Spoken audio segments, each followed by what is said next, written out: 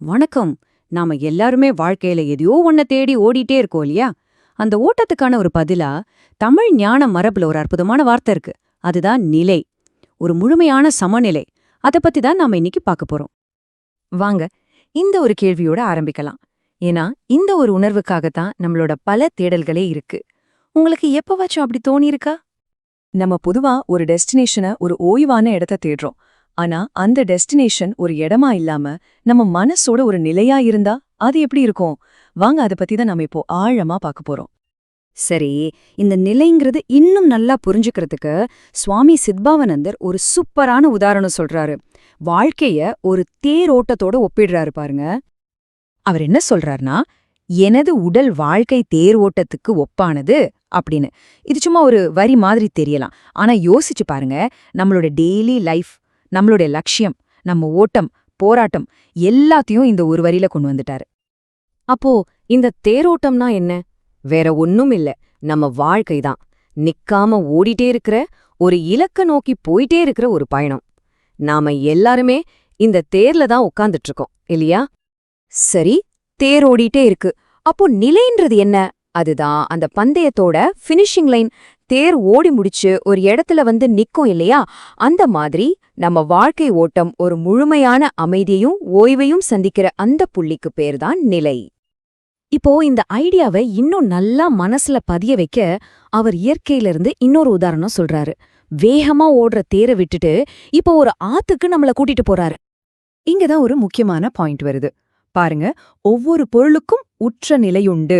தனது நிலையை அடையும் வரையில் எப்பொருளுக்கும் ஓய்வு இல்லை. இது ஒரு யுனிவர்சல் லா மாதிரி.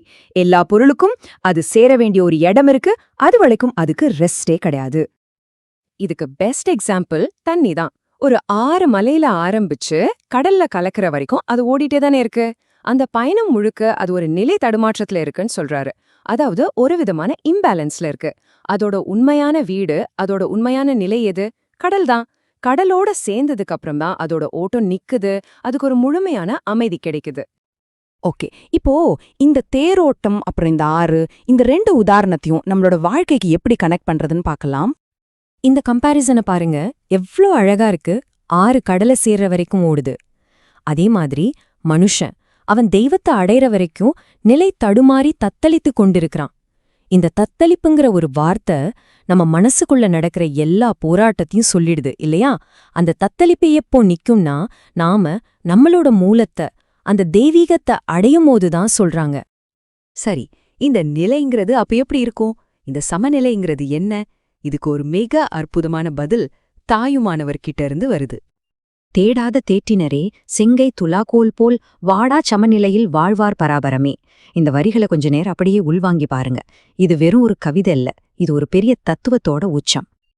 வாங்க இந்த வரிகளை கொஞ்சம் பிரிச்சு பார்க்கலாம். முதல்ல தேடாத தேட்டம் அப்படின்னா வெளியில எங்கேயும் தேடி அலையாம நமக்குள்ளேயே கண்டுபிடிக்கிற ஒரு விஷயம். அடுத்தது செங்கை துலாக்கோல்.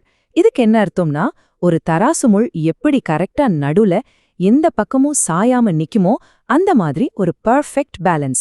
கடைசியா வாடாச் சமநிலை, அதாவது ஒரு நாளும் குலையாத, எப்பவும் நிலைச்சு நிக்கிற ஒரு சமநிலை. இதுதான் அந்த நிலை.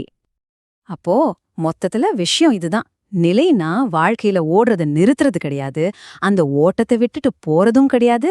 அதுக்கு பதிலா அந்த ஓட்டத்துக்கு நடுவுலயே யாராலையும் அசைக்க முடியாத ஒரு பேலன்ஸை கண்டுபிடிக்கிறது தான். சரி, கடைசியா உங்களுக்கு ஒரு கேள்வி. அந்த தராசு முள் மாதிரி நீங்க சமநிலையில நிக்கிறதுக்கு தடையா இருக்கிற விஷயம் என்ன?